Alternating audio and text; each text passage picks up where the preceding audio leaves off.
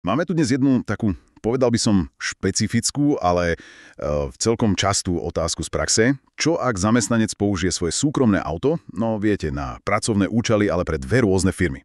A to všetko v jednom mesiaci. Hlavná otázka teda je, kto z nich má potom zaplatiť tú cestnú daň. Máme k tomu podklady, vychádzame zo slovenskej legislatívy a jej výkladu. Takže poďme si to rozobrať. Je to naozaj scenár, ktorý môže, zamotať hlavu nejednej účtovničke alebo podnikateľovi. Jasnosť je tu fakt dôležitá.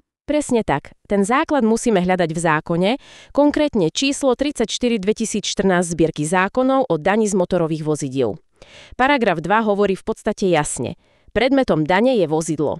Musí byť evidované v Slovenskej republike a používané na podnikanie. A sem samozrejme spadá aj to súkromné auto zamestnanca, ak ho použije na pracovnú cestu a čo je dôležité, dostáva za to cestovné náhrady. Dobre, takže auto použité na prácu s náhradami je predmetom dane, rozumiem. Áno, a dôležité je aj to, kedy tá povinnosť vlastne vzniká.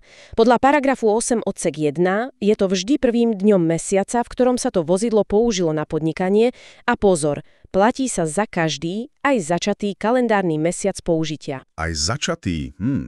Dobre, základ máme, ale teraz tá komplikácia.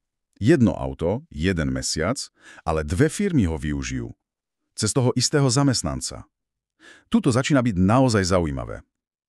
Logika by možno hovorila, že ak ho využili obe firmy, obe by mali platiť. Možno nejako pomerne. No a práve tu je ten háčik. Zákon to vidí inak. Aj keď auto v tom mesiaci poslúžilo obom firmám, daň zaplatí iba jedna z nich. Cieľom je zrejme to, aby sa zabránilo dvojitému zdaneniu. Predsa len zdaňovať jedno auto dvakrát za ten istý mesiac by nebolo fér. Aha, takže platí len jedna firma. To je kľúčová informácia. Áno, ale čo je na tom, povedala by som, fascinujúce? Zákon vám nepovie, ktorá z tých dvoch firiem má platiť. Nenájdete tam vetu typu platí firma A alebo platí tá, kde nájsť viac. Nič také. Hovorí síce, že daňovníkom je zamestnávateľ, ktorý vypláca tie cestovné náhrady. No áno, ale čo ak sú v tom mesiaci takí dvaja? Počkaj, takže zákon povie, platí len jeden, ale nepovie ktorý. To znie ako recept na možné nezhody medzi tými firmami. Presne. Zákonodarca to vlastne nechal na ich vzájomnú dohodu tých zamestnávateľov.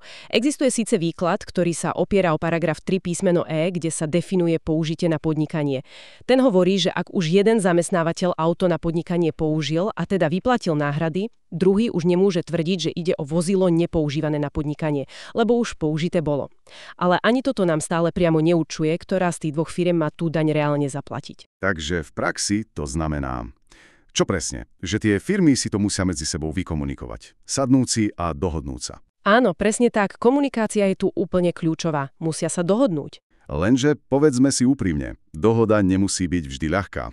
Hlavne ak ide o peniaze, aj keď možno nejde o obrovské sumy, ale princíp je princíp. Súhlasím, spoliehať sa len na takú ad hoc dohodu môže byť trochu riskantné.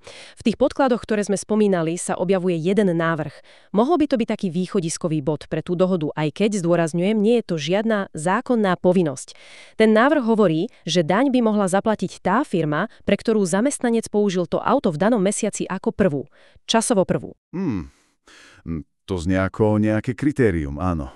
Ale hneď mi napadá otázka, ako to presne sledovať? Kto to bude kontrolovať? Vyžadovalo by si to dosť podrobnú evidenciu jazd, dátumy hneď od začiatku mesiaca a hlavne koordináciu medzi tými firmami.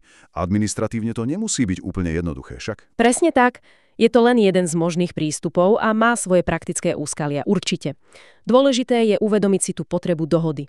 A ideálne by bolo, keby si firmy nastavili nejaký mechanizmus vopred. Najmä ak vedia, že takéto situácie môžu vznikať častejšie. Napríklad, ak ten zamestnanec pracuje pre obe firmy pravidelne, trebárs na čiastočný úväzok. Dobre, skúsme to teda zhrnúť. Ak zamestnanec použije súkromné auto pre dve firmy v jednom mesiaci, cestnú daň platí iba jedna firma. Zákon ale nepovie ktorá. Takže je nevyhnutná, priam kľúčová ich vzájomná dohoda. Presne. A keď sa na to pozrieme trochu zoširšia, toto je vlastne pekný príklad. Ukazuje to, ako zákonná úprava niekedy vytvára akúsi prirodzenú potrebu pre komunikáciu, pre proaktívnu komunikáciu a jasné procesy medzi firmami, aby sa samozrejme predišlo zbytočným nejasnostiam alebo dokonca sporom. A to nás vlastne privádza k takej záverečnej myšlienke na zamyslenie.